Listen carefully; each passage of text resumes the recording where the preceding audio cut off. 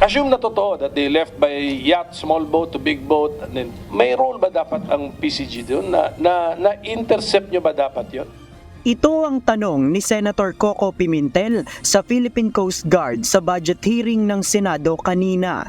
Kaugnay ito ng naging paliwanag ni dismissed Bamban Tarlac Mayor Alice Guo kahapon na nakalabas sila ng bansa sa pamamagitan ng isang yate.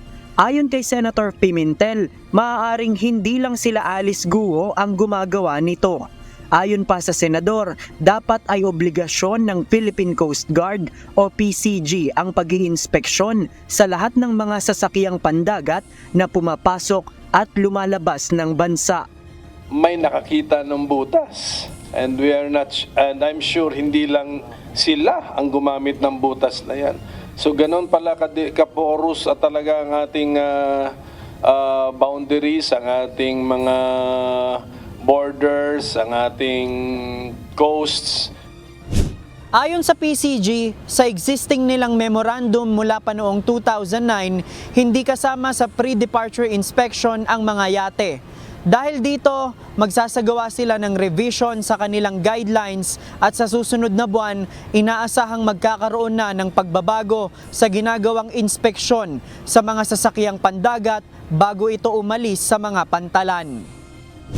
In our existing memorandum circular on pre-departure inspection, vessels which are non-common carrier are not included in the PDI. And that is the reason why we are now revising the circular, Your Honor, so the Coast Guard will have role. Samantala, si Senator Raffy Tulfo naman pinaiimbestigahan sa PCG ang umano'y backdoor sa Tawi-Tawi. Nagagamit niya ito sa paglabas ng bansa na hindi na kinakailangang dumaan sa tamang proseso. Sa kanyang nakuhang impormasyon, wala umanong Coast Guard o pulis ang nagbabantay sa pantalan doon. Meron pong port dyan, yung Old Chinese Port o Bunggao, na dapat yung po bantayan sa Tawi-Tawi, na dito dumadaong yung mga malalaking bangka na can carry up to 6 to 70 passengers para mailabas ng bansa yung mga pasahero doon.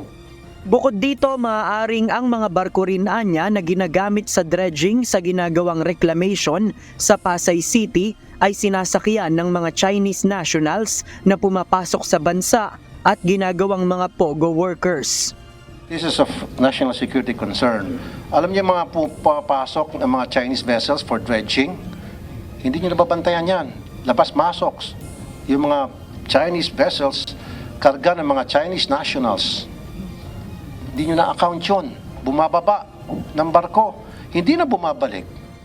Nangako ang Philippine Coast Guard na iimbestigahan nila ang issue kaugnay ng umano'y illegal backdoor.